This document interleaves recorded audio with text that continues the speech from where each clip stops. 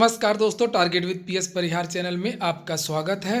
जैसा कि आप लोग जानते हैं कि इस चैनल के माध्यम से आप लोगों को विद्यार्थी जीवन से संबंधित सभी सूचनाएं प्रदान की जाती हैं।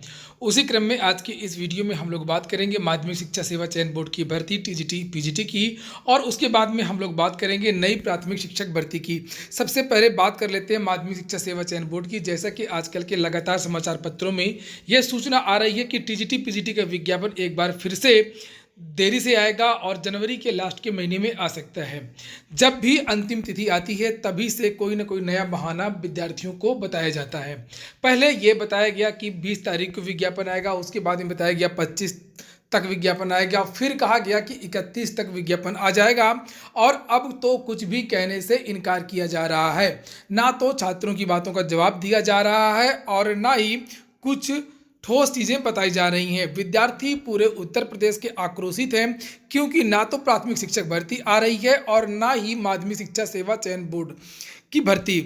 उसी के क्रम में आज प्रतियोगी छात्र मोर्चा ने एक पत्र भेजा है माध्यमिक शिक्षा सेवा चयन बोर्ड को। प्रतियोगी छात्र मोर्चा के जो संयोजक हैं विकी खान, उन्होंने ये मेल किया है। लिखा है, श्रीमान अध्यक्ष महोदय, माध्यमिक शिक्षा सेवा चयन बोर्ड एलएनगंज। लिखा है, आदरणीय अध्यक्ष महोदय, आपको अवगत कराना है कि दिनांक 17 दिसंबर 2020 को हम प्रतियोगी छात्रों ने चयन बोर्ड पर 10 सूत्रीय मांगों को लेकर के एक ज्ञापन सौंपा था, जिस पर अभी तक कोई ठोस कार्रवाई नहीं की गई है। आपसे आग्रह है कि अब हमारे 10 सूत्रीय मांगों पर ठोस कार्रवाई किया जाए। मांगे वही हैं कि जो टीजीटी पीजीटी का जो संशोधित विज्ञापन है वो जल्द से जल्द जारी किया जाए। तदर्थ शिक्षकों को अगर भारांक दिया जाता है तो उनकी रिक्तियों को मूल विज्ञापन में भी जोड़ा जाए।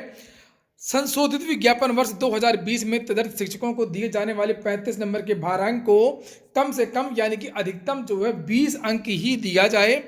और नीचे लिखा है कि जिन विषयों के साक्षात्कार हो चुके हैं उनका परिणाम अतिशीघ्र घोषित किया जाए और सामाजिक विज्ञान के साक्षात्कार की तिथि को भी घोषित किया जाए। टीजीटी 2016 का सामाजिक विज्ञान का एक मामला है जिसकी वजह से इसके साक्षात्कार रोक दिए गए हैं। माध्यमिक शिक्षा सेवा चयन बोर्ड में अगर कोई चीज़ चली जाती है तो वो चीज़ फिर चली जाती है, क्योंकि आप लोगों को पता होगा कि जीव विज्ञान 2011 का मामला है जो अभी तक लटका हुआ है। इसी तरीके से जीव विज्ञान 2016 की तो अभी तक परीक्षा भी नहीं हुई, परिणाम भी नहीं आया।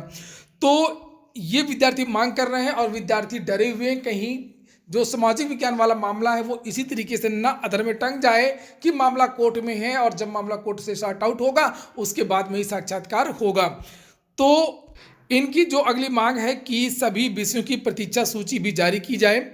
और लिखा है कि सभी विषयों की प्रतीक्षा सूची में चयनित अभ्यर्थियों की नियुक्ति के लिए जिला विद्यालय निरीक्षक को निर्देशित किया जाए। सभी विषयों में चयनित वैसे अभ्यर्थी जिनकी नियुक्ति अभी तक किन्हीं कारणों से नहीं हो पाई है उनका अन्यत्र समायोजन किया जाए। और चयन बोर्ड से जिन विषयों का परिणाम आना शेष है उन विषयों के अंतिम परिणाम में प्रतीक्षा सूची 25% तक जारी किया जाए। ईडब्ल्यूएस की भी मांग की इन विद्यार्थियों ने कि अगर कोई किसी विद्यार्थी के नंबर ज़्यादा रहते हैं तो उसको सामान्य वर्ग में भेजा जाए और अगर उसे कम नंबर वाला कोई विद्यार्थी है तो उसको उसके स्थान पर रखा जाए। तो ये सब मांगे जो है आज प्रतियोगी छात्र मोर्चा ने भेजा है। और बात प्रतियोगी छात्र मोर्चा की नहीं है, पूरे प्रयागराज के पूरे उत्तर प्रदेश के विद्यार्थी इस समय आक्रोशित हैं सरकार की रोजगार विरोधी नीति से। और सबसे बड़ी बात है कि सरकार का ध्यान इस ओर बिल्कुल नहीं जा रहा है।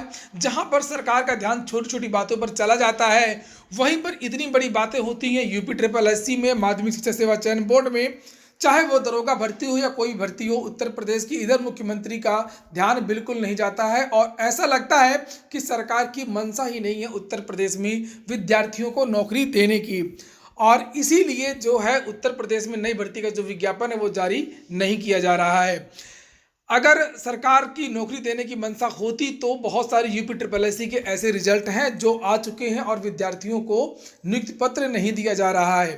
टीजीटी पीजीटी का विज्ञापन तो आएगा ही, लेकिन वो विज्ञापन आएगा तो चुनाव के पहले आएगा, भर्ती पूरी नहीं हो पाएगी। सरकार नहीं चाहती है कि इन विद्यार्थियों को नौकरी मिले जिससे सरकारी कोष से वेतन देना पड़े।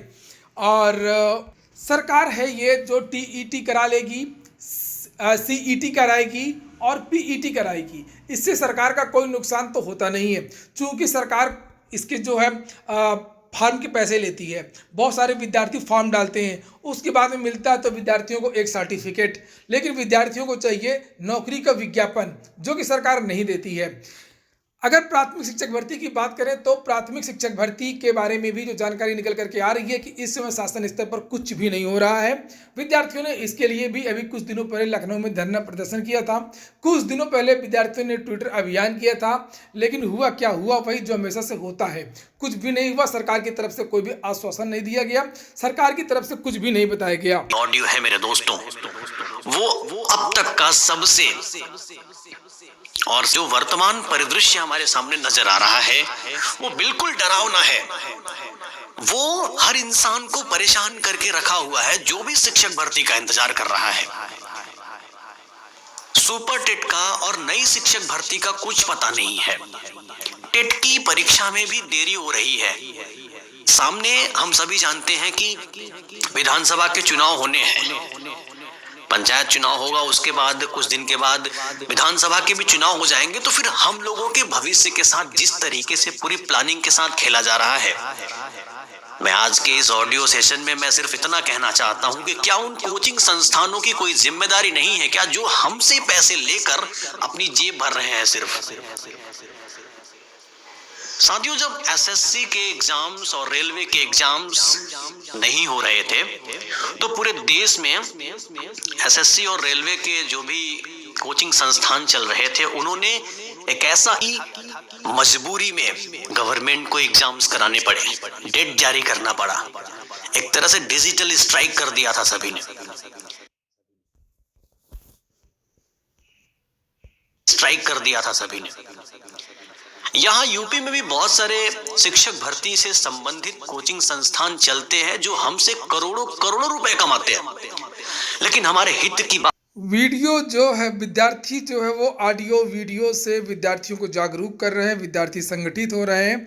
यहाँ पर ये डीएलएड के कुछ छात्र हैं जो जनप्रतिनिधियों से भी मिल रहे हैं, उनको भी नई शिक्षक भर्ती के लिए ये ज्ञापन दे रहे हैं। ये रजत सिंह है डीएलएड के, और कहने का मतलब केवल इतना है कि अब सभी विद्यार्थियों को जागरूक हो जाना चाहिए, संगठित हो जाना चाहिए। जितने भी अलग अलग कोचिंग संस्थान हैं, जितने भी अलग अलग छात्र संगठन हैं, सभी संगठन, सभी विद्यार्थी एक होंगे तभी उत्तर प्रदेश में कुछ हो सकता है।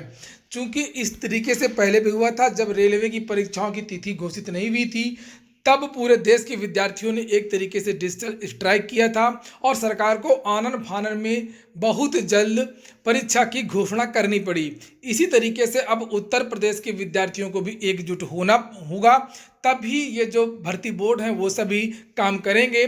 चाहे वो उत्तर प्रदेश अधीनस्थ सेवा चयन आयोग हो, चाहे वो उत्तर प्रदेश पुलिस भर्ती बोर्ड हो, चाहे वो माध्यमिक शिक्षा सेवा चयन बोर्ड की भर्ती टीजीटी पीजीटी हो, चाहे वो नई प्राथमिक शिक्षक भर्ती हो।